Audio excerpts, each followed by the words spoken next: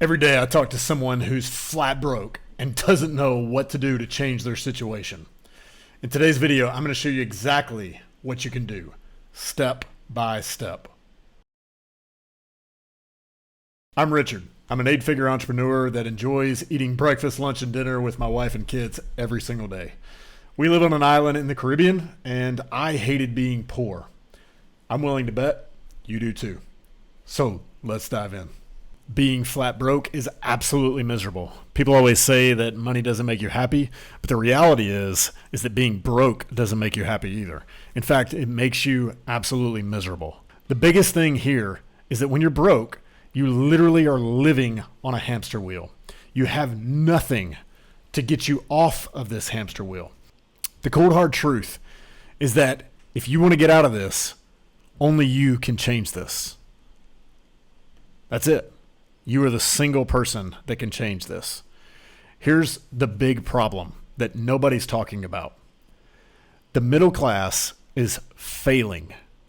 And for the last 50 plus years, it has been on a decline. That's a reality. If you're sitting in the middle class, lower, middle, upper class of the middle class, your money is evaporating. Your time is depreciating quickly. And your freedom is leaving even faster. Here's the problem. Financial illiteracy has plagued the middle class, and laziness and societal comfort has completely stripped the middle class from all of its earning potential. Revenues for middle class families have gone down year over year for the past 50 years. It's not because there's no money in this world. It's because the middle class has decided to be poor with financial literacy, to have a poor mindset and mentality instead of a financially literate or a financial understanding of their situation and the way the world works. And a bunch of lazy people are out there right now. In fact, I would say that since World War II, laziness is probably the number one plague that Western society has had to fight and battle and deal with.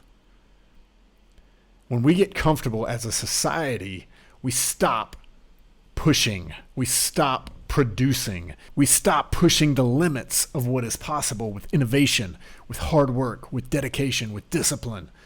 All of these fundamentals that we left long ago are coming back to bite the middle class right now. So here's what you can do about it. This is literally going to be a step-by-step guide to what you can do to change this. And I truly hope that you do this. The problem is everybody wants to change their life and wants to be financially free, but nobody actually does anything about it. And if you do, you have to do it day in and day out for an extended period of time. That takes discipline. That takes work. That takes effort. Let's dive in. Here's step one. Step one, I want you to, if you're broke, and what do I mean by broke? I mean, look, if you don't have $100,000 in your bank right now, you're broke. Like, not counting your investments, I'm talking about just cash for a rainy day, at least 100 grand, cash in the bank that you can access. There's nothing you got to sell to get it. You're broke. Okay. $1 million in total assets is what I would consider lower middle class. If you want to be completely transparent and honest, $1 million in assets is not very much. It's just not. Okay. So let's look with realistic eyes. People are confused. People think that having $10,000 in their bank account means they're good. Dear gracious, that's one little error away from being finished. Okay. All right, so if you've got less than 100 grand in your bank account right now that you could just pull out because you want to, then you need to listen very closely here, okay? What I want you to do is I want you to write down your income that went in your bank account last month. Take the whole month. Well, what went into your bank account? If you have multiple bank accounts, total income in. Okay? Step 2, I want you to write down the expenses that left your bank account. Okay? If you got a credit card, write down the expenses. All of the expenses, every single one of them. You can just export this out of your bank and your credit card. It's really easy, really fast. It takes about 2 seconds. Okay? Now, if you stop right here and you just go to the next video, or you stop right here and you don't do anything of what I'm saying, you are going to be broke for the rest of your life because you don't care. If you're still watching this and you care, go do this. Pause the video right now. Literally go and export this, pull it in, and look at it. I'm just going to, for an example, I'm just going to say you've got $10,000 coming in every month. Okay? I don't know how you make it with $10K a month, but this is what some people do. This is what some people live with. I want to help you with this, okay? Write down the expenses that left your bank account. Let's say, most people I talk to are spending like 90% of what they make. Some people are spending more than what they make. All right. We're going to take these expenses and we're going to split them up into different categories of expense. Okay, this is important. We've got a category here for alive. This is our first category. I'll explain what these mean in a minute. We've got comfort. That's number 2. And we've got dead, which is number 3. Okay. Alive. Here are the things that can go into your alive expense category. Food, water, shelter. And I'm not talking about McDonald's. I'm not talking about going out to Ruby Tuesdays. I'm talking about going to the grocery store and buying what you need. That is it. Okay. So add all that up. Let's just say you spend $2,000 on food every month. Let's say you got kids. Water bill shouldn't be more than $100. I don't know. And shelter, let's say you're spending somewhere in the neighborhood of $2,000 for your rent.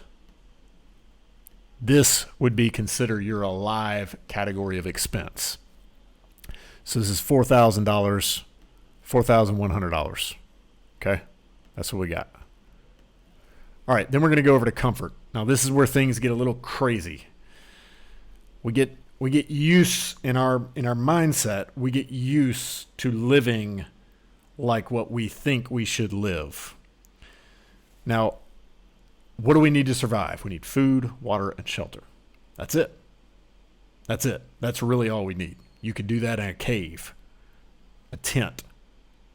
Okay? You need food, water, and shelter. Do you have to live where you are? No, you don't. You can move. You can find a cheaper place to live. Now, maybe you have to live further away than you would like to some of the comforts that you have, but the bottom line is you can move.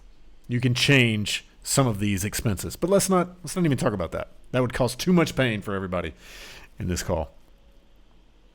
Let's talk about the comfort expenses, electricity.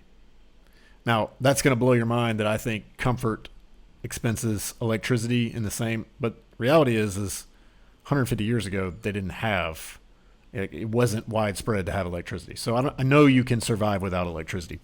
Let's just write it down. Let's say you're spending $500 on electricity. Okay. We got internet. That's it. That's easy, $100. Everybody thinks you got to have internet. We got gas, probably at least spending $1,000 on gas. We got car payments. Too many people have car payments. Too many people have car payments. We got car insurance. Usually that's at least $150 a month. And we've got a phone plan. Now, I don't know how many phones you've got. Probably have at least $150 worth of phone bills that you're paying every single month.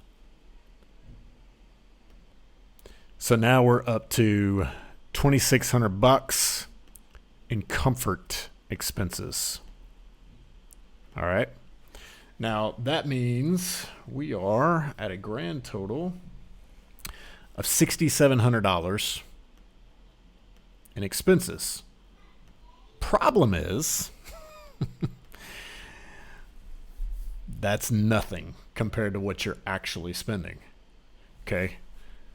You've got the third category, which I call the dead category, which is everything else. So I want you to look at all of your expenses that you have coming out of your bank account, your credit card, wherever. And I want you to tab all of those up and put the rest of them that are not those comfort expenses into your dead category.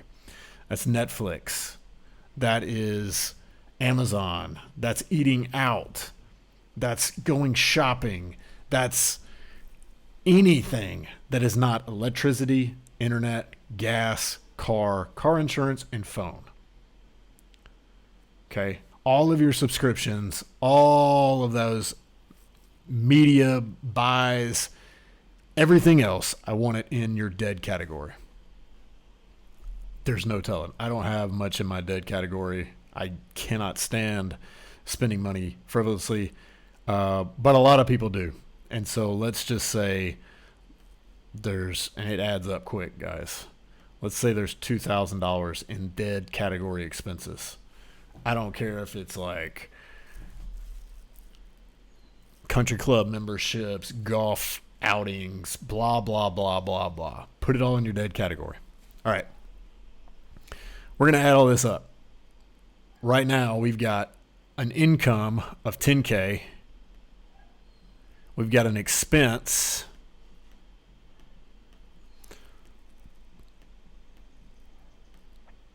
of $8,700. All right. What I want you to do is I want you to take your expenses, divide it by your income. All right. So we're just going to do $8,700 divided by 10,000. Okay. With this, I get 0.87. And then multiply that times 100. It's going to give you 87%. All right. This is your expense load equation. There's other words for it, but this is what I call it. Your expense load. This is how much weight you're carrying every single month. A lot of people carry way more than this in terms of expense versus income. It doesn't matter what your income and your expenses are. What matters is this ratio. Okay? The ratio of expense. That's what matters. Ultra wealthy people have a 1% expense ratio to their income. And it's not because their expenses are extremely low, though they did learn to manage those expenses. It's because they've created so much income for their family unit. 87%. All right. So let's talk about what the free cash flow is from that. It's very simple. We got about 1.3 in free cash flow. And that honestly gets eaten up pretty quick when little Johnny bumps his knee, when a windshield breaks, when new tires need to go on the vehicle. This gets eaten up pretty fast. All right. So if you have zero savings, if you are flat broke and you have no idea what to do, you need to first understand this equation, the expense load equation. Now, let's talk about targets. Okay, so the first thing I want you to do is I want you to become very clear on what your expense load equation looks like. What is that number for you? Current number. Some people are at 95%. Dude, you got no room for error. You got nothing. You are literally stacked against a wall, and there is nothing you can do. If something changes for the worse, you're toast. That's when you're getting credit card debt. This is what people do. They justify it. I'll put it on the credit card. I'll pay it off over time. It'll be fine.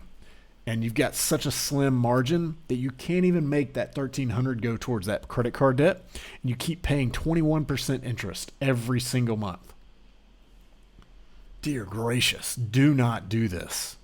Do not do this. First thing I want you to do is if you are broke, if you have nothing in the bank, I want you to write down your financial target of $2,500 saved. I hope that number is a joke to you, but it is crazy how many people I talk to that do not have $2,500 in their bank account. First step, what is your expense load equation number? Second, write down your target. Look, if you have $2,500, great. I did when I was 7 years old from work that I did. Okay, so I'm not saying that to brag. I'm just saying, like, cool. You passed the bare minimum test. Multiply that times 10 if you've already got it. Now, do you have $25,000 in your bank account? Or do you have 6 months worth of expenses? Now, expenses here were $8,700. What is that going to be? $52,000. Okay. So if you've got $2,500, your next target is either 6 months of savings or $25,000 worth of cash in the bank. And I hate cash in the bank. Like, cash in the bank is trash. But if you don't have anything, guys, you got to start here. This is number one. Like, this is the kindergarten level of increasing your financial income and your financial literacy. First, you got to have some cushion. Okay, you can't be butting up against the wall with no cushion. I'll talk about how to do this in a second. But Richard, I live in Canada and the taxes are so high. Or, but I'm broke. I don't have a job, man. You got to look yourself in the eye and know that you're the only person that can change your situation. Nobody else. Nobody else is responsible to change your situation. All right, real talk. All right, so first target. Figure out your expense load equation. What is that number? What percentage are you at right now? And then I want you to write down a target. If you don't have a target and you don't have any savings, your first target is just to save a little $2,500. If you blow that off and you say that's nothing, why don't you have it in your bank account? And when you put it there, I don't want you to touch it. It's off limits. You cannot touch it. You cannot spend it on anything. Nothing. It is off limits. You act like it doesn't exist. If you got 25K, same thing. 25K is like that's what your child should have in their bank account in today's age. Okay? 6 months minimum of expenses or 25K, whichever one is higher. That's what. All right. So now we've got our expense load. We've got our first financial target. It's one of these two. I don't know where you are, who you are. It's one of those two. This is our target, our first target. Okay. Next, I'm going to talk more about practicality in a second. Just chill. Next, raise your income level until your expenses are only consuming 50% of your monthly income. Okay, so the next target for you after you've got this savings cushion, and remember, if you get to 2,500, it's time to go to this number or this number. Okay, so don't stop at 2,500. That's like baby step number one. If you've already got that, great. You need to get to 25,000 or 6 months worth of expenses. Could be up to $100,000. I don't know what you're spending. Now, there's some cheat codes here. There's some ways that you can change how long this takes you. And that's by going back and killing some expenses that don't need to be there. Okay? So if you kill these dead expenses and you nix some of these expenses, like this car loan, which is a dumb idea. Getting a car note is about the equivalent of credit card debt. It's just dumb. Cars only depreciate. The only person that wins when you get a car note, unless you're making $600,000 a year, the only person that wins is the person that sold it to you. So they got a fat commission off you. All right. Kill out whatever expenses. That's how you can cheat this system. That's how you can decrease the amount of time that it takes to do this.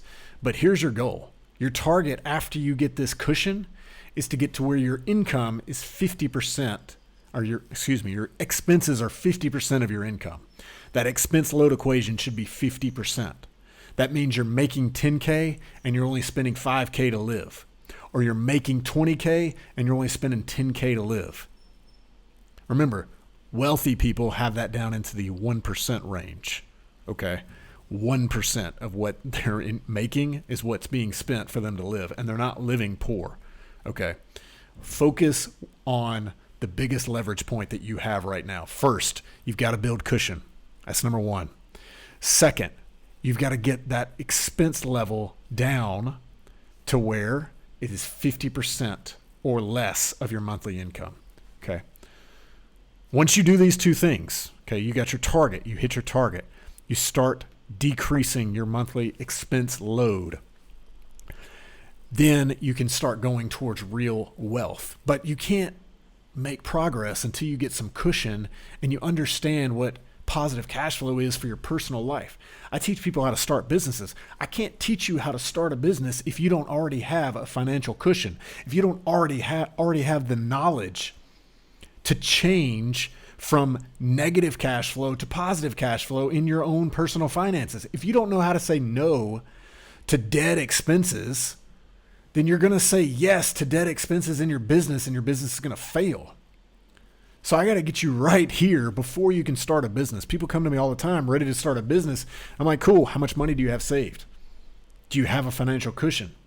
Can you leave your job? How many months of expenses do you have stored away in case it hits a fan?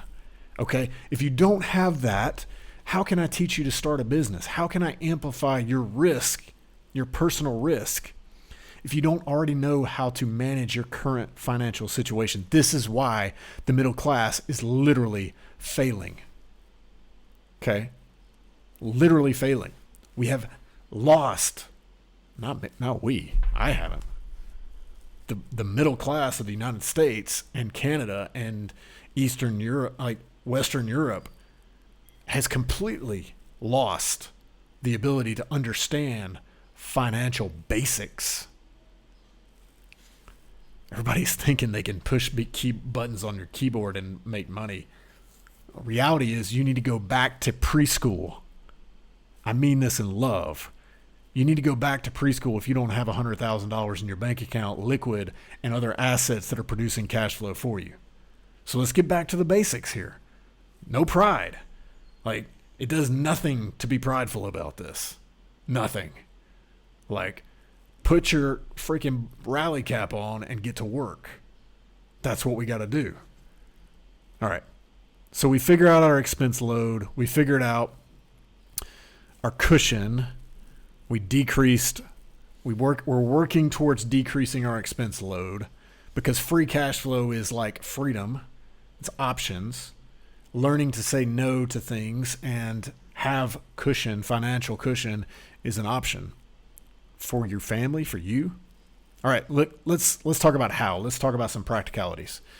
All right, so the first thing we already talked about, we got to remove all dead expenses. These things literally are chaining you to your desk at your office. So if you have a job that you hate and you want to have freedom and spend time with your family, guess what? The first thing you need to kill is all of those expenses that are literally killing you.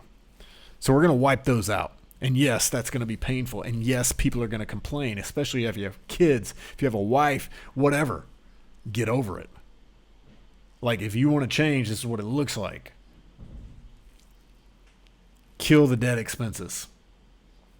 They're killing you. Next, remove as many comfort expenses as possible, as long as it doesn't interfere with your job. Don't stop the income, okay, but remove as many as comfort or reduce as many comfort expenses as possible. Remove or reduce. If you've got a car note that's costing you $750 a month, you should go and buy a used Honda for $5,000 cash and suck it up. Jeff Bezos drove a mid-90s Honda well into his company being worth $1 billion. You don't need the fancy car. Sorry. And car payments are like the stupidest. You got to live. You need rent. I don't suggest going and living in a tent in your national park. I do suggest you sell the expensive car that has you strapped so tight that you can't think straight and reduce these comfort expenses. Okay. Don't let it interfere with your job. I'm not saying do without a car. I'm saying sell the expensive car, get a cheaper car that is reliable, that you can, but you don't have to spend money on it every month. Okay. Increase your income. How do I do that? Listen, the income you're currently making is a direct correlation to the skill set you're providing to the marketplace. So if you're not happy with your income level, then increase your skill set that you can apply to the market. Get a new job. Go to a new location. People complain to me about how many taxes they pay. 50% of all my income is going towards tax. Dude, ain't nobody strapped you there. Go on out. If you're in a place that charges extreme taxes, move. Vote with your dollars and move. You don't have to stay in Canada. Do you know that Canada is one of the only places, well, no, it's not the only places. The United States is one of the only places that charges you income tax, even if you live outside of the United States. So if you live in Canada, Mexico, or Europe, most of these places allow you to live somewhere else and not pay the income taxes you owed in that place. That's a huge advantage. Get a different job. You don't have to do the same thing you've always done. Look, invest time and energy and resource into finding a different job. And believe me, I'm the last person that's going to ever tell you to get a job. I think you should grow a business. But you can't do that if you don't have these elemental pieces already in place. So here's how you do it. You remove the dead expenses, you remove as many comfort expenses as possible, and you increase your income, increase your income, increase your income, increase your income. In order to increase your income, you might have to move. You might have to get a new job. You might have to leave where you've always lived. You might have to get a new skill set. Suck it up. Do it. Do you want change or not? Sorry. Here's some examples. Look, if you don't have a job, you need to go get a job. I don't care what it is. Burger flipping, it doesn't matter. Jump from being a burger flipper to a shift manager. Don't lie to yourself that you can make all this income when you're not moving up in what you are already doing. If the job or the vehicle of income is not the right vehicle, then move. Change. If the business that you're in is going down, go to a different business. You don't have to stay. Okay, so the first thing is graduate in appreciation. So if you're cutting grass, become the crew chief. If you're a Walmart greeter, become a shift manager. If you're in sales, become the VP of sales. Do a good job. Ask the person above you, hey, what does it take for me to move up right here? And start doing it every day, tirelessly. Focus all your time and energy on improving your value to the marketplace. Don't let the dead drag you back to the grave. The dead is dead expenses. The dead is your coworkers that suck and are in a worse spot than you are. The dead is people that don't respect you. The dead is people that don't appreciate what you're doing. Okay. And I'm not talking about your boss who's looking at you and expecting more. I'm talking about the people in your family that don't appreciate the goals that you have. Okay. When you have built up a savings and a cushion, then, you don't want to make this change before you have a cushion. Then focus on finding a different income vehicle if you do not have the ability to shoot up in the income equation here. So if you're in a job and you've maxed it out, you feel like you've maxed it out, and you've already got a cushion of savings built up, don't do this before you have that. Get the cushion of savings built up. If you've got that, then go look for a different vehicle. Then go look for a different place to grow. That's going to increase your income level. Here are my top 3 ways. If you want to do that, if you want to actually increase in income level, you need to get mentorship and training. You need to start a business and you need to buy a business. This is the order that I go in. Okay.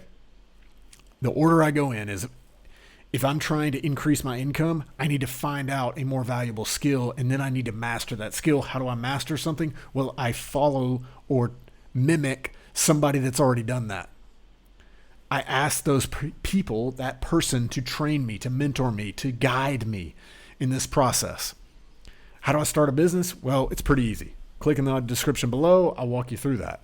Starting a business is what you do when you see that you need a better vehicle. If you get to the 100,000, the 200,000, the 300,000 in your job, chances are you can't go further than that. Time to start a business. Okay? Time to get a business going, because a business has no limit on the income that you can earn and create. Once you've created a business that is cash flowing, then you can buy other businesses. This is how you exponentially increase your wealth, by buying cash flow in other places, preferably the same market, but in different areas of the market, to build a larger conglomerate of business revenue. I'm not going to go any deeper than that. This is very simple. If you're broke, figure out what your equation of expense load is. Then write down every single day what your target is. If you don't have $2,500 in your bank, that's your first target. If you don't have $25,000 in the bank, that's your first target. Okay? Depending on where you are, this is a good starting point. Decrease this expense load equation so that it's less than 50%. 50% or less of your income going towards expenses, minimum. Keep stacking. Keep stacking. I want stacks on stacks. Okay? Stacks. Keep stacking that savings so that you're increasing your cushion and the ability to buy or start a business. This is how you get off the hamster wheel. Point blank. Hey, listen, if you found this content valuable, then take an action right now. One micro action that you can take is to smash the like button that's down below and sub to our channel. In this channel, I show you exactly what to do every single day to create more time and more income so that your family has options. Listen, I never dreamed of the options that I have now. I would love to share these with you. See, I do this by building durable businesses that create monthly cash flow and are sellable. The most important thing, they allow me to live wherever I want to live. If you want to see the step-by-step guide of how I've done this, click the link in the description below. I'll see you in the next video. Cheers.